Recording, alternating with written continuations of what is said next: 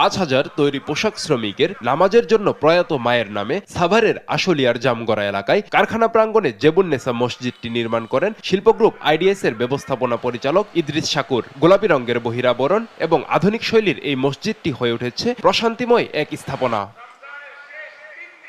চতুর্ভুজাকৃতির মসজিদটিতে নেই কোনো চিরাচরিত স্তম্ভ।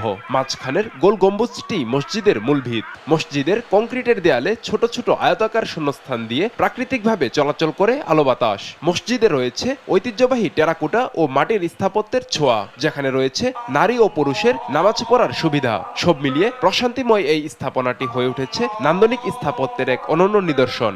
আমি 5 ওয়াক্ত নামাজ পড়ি। এখানে নামাজ পড়লে মন খুব শান্তি লাগে, খুব ভালো লাগে। এই এত সুন্দর মসজিদ আর কোথায় এই এলাকায় নাই। এখানে নামাজ পড়তে আসলে মানে বাহিরের যে একটা আবহাওয়া, বাতাস, অনেক সুন্দর বাতাস, কোনো ফ্যান লাগে না। ফ্যান